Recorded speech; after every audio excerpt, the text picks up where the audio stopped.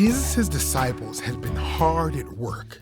They had been healing people and teaching them. So many people came and went that the disciples did not even have time to eat. So Jesus said to them, "Come with me. Let's go to a quiet place where we can be alone and get some rest."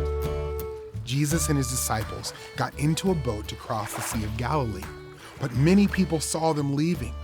The people traveled by foot and they ran ahead of Jesus. When Jesus and his disciples got to the shore, the people were already there waiting for them. Jesus saw the crowd and he cared about them because they were like sheep who needed a shepherd. So Jesus taught the people many things about God's kingdom, and he healed people who were sick. By this time, it was late in the day. Jesus' disciples came to him and said, "We are out in the middle of nowhere, and it's getting late. Tell the people to go away so they can go to the farms and villages to buy themselves something to eat." But Jesus said, "They don't need to go away. You give them something to eat." Jesus' disciples were confused.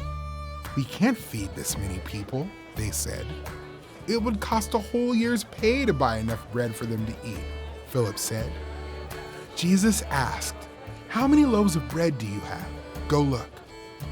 Jesus' disciple Andrew said, "A boy here has 5 loaves and 2 fish, but what good will that do for so many people?" Jesus told the disciples to instruct everyone to sit down. So all the people sat down in big groups on the grass.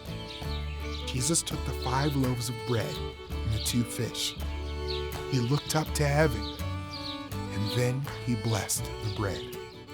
He broke it into pieces and gave it to the disciples. He also divided up the fish.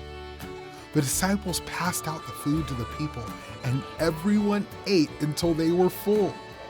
Then Jesus told the disciples to collect any leftover food. The disciples collected 12 baskets full of pieces of bread and fish. Jesus fed about 5,000 men that day, plus women and children. By feeding the 5,000, Jesus provided for the physical needs of the crowd. The next day, Jesus called himself the bread of life. Only Jesus is able to satisfy our souls forever by providing forgiveness, peace with God, and eternal